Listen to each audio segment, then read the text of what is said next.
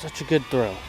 I'm getting tired of this grass. Hey, fellow fishing fanatic, can I turn this stick into a fish?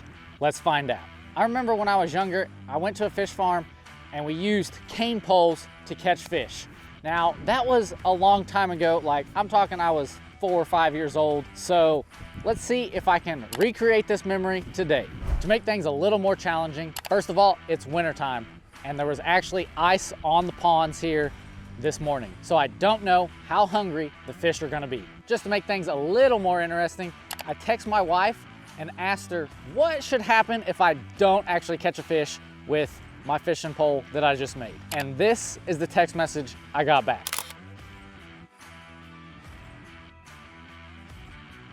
So yeah, I guess if I don't catch a fish today, I'm going swimming with the fishes back home because I can't swim in this pond because it's a public pond. But I'm pretty confident because I've got a secret weapon today and you will find out what that is a little bit later. Our journey begins back at the house where I'm making the pole, so let's start there.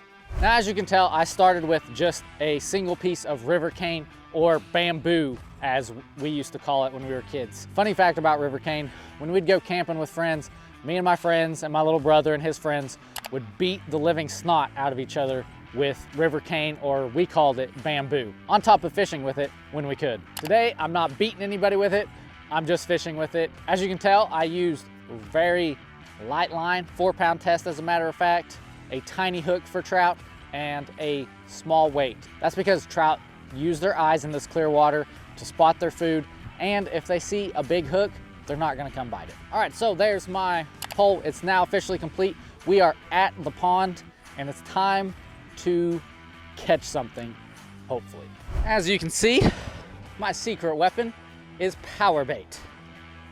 Stock trout stinking love power bait, so that's what we're gonna be using today. Hopefully that gives us enough of an advantage. There we are. Alrighty, we are now ready to go. I'm gonna set my pole down. I'm gonna pull this line out away from my feet. Going to take the weight and the hook. Going to make sure that my line can go as far as possible without my pole going into the water. That did not work out. Don't stand on the line. Let's try this again. Attempt number 2. Much better. So what I'm doing while I'm waiting for a bite is actually watching my line. Now, ideally, I'd like to have a tight line, but the wind is a little bit too much today to keep that line perfectly tight, unless I want to add another weight, which is a possibility.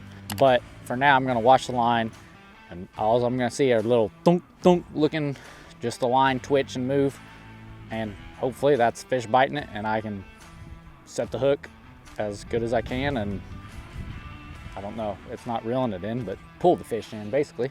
Try something different this time. There we go. Maybe that'll keep it tight. Did not. A few moments later.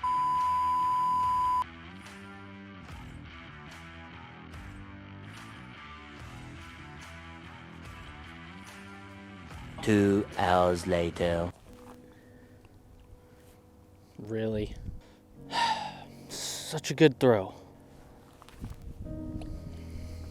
I'm getting tired of this grass.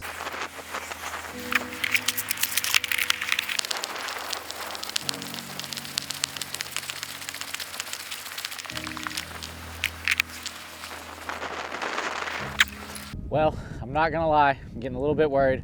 I've tried several spots without a nibble, and I really don't want to go swimming in the pond. It is freezing cold. It's just way too dang cold for that. What I wasn't really anticipating today was the wind and how hard it would be to throw my line out there. Every time I'd try to get a good cast, the line would get tangled up in the grass catch and it would go nowhere, or it wouldn't go anywhere that I wanted it to go. So that's been really challenging, and that's why I moved to the dock. There's no grass for it to catch. I can throw it a lot better. It's a little bit calmer over here. So hopefully we can get a bite now and then a fish and go home and not have to swim in the pond.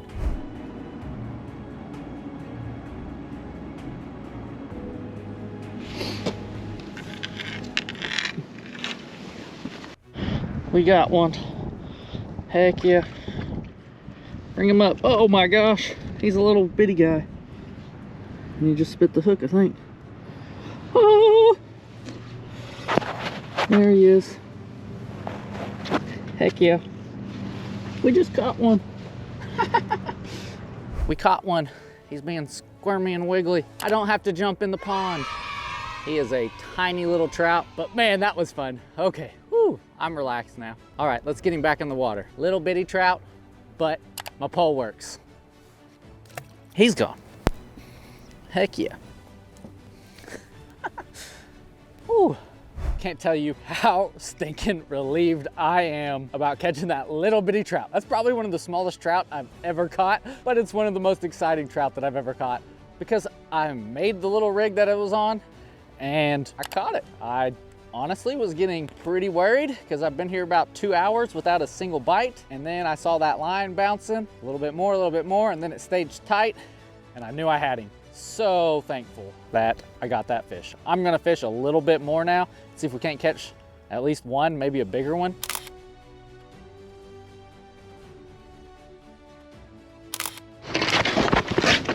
Gosh dang it. He about jerked it off of the... Holy cow.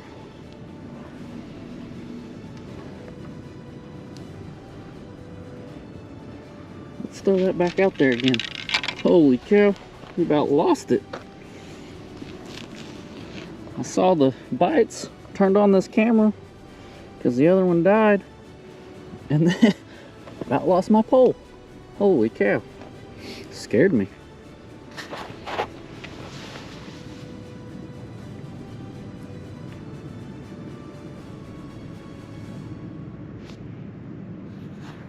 And my wife said it was a fluke. There's another bite. I just missed that one.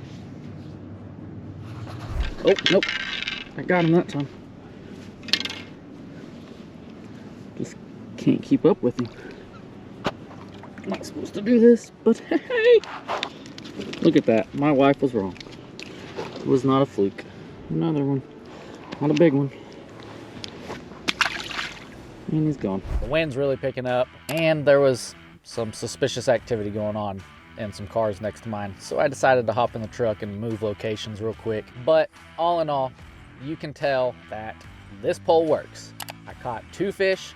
Despite my wife saying that first one was a fluke, I caught another one, proved that it's not a fluke. And so I highly recommend this little project if you're looking for something fun to do, especially if you have kids. I've done this with my daughter before, and she loved making her own fishing pole, taking it down the pond and catching fish with it. And it was more exciting and more challenging than I expected it to be. And it definitely made me appreciate all my fishing gear because I don't think I could catch fish consistently with this setup. Now, if you're looking for a setup to catch fish consistently, then you need to check out the video down below me where it teaches you how to choose the right fishing rod for your specific scenario. I'll see you there.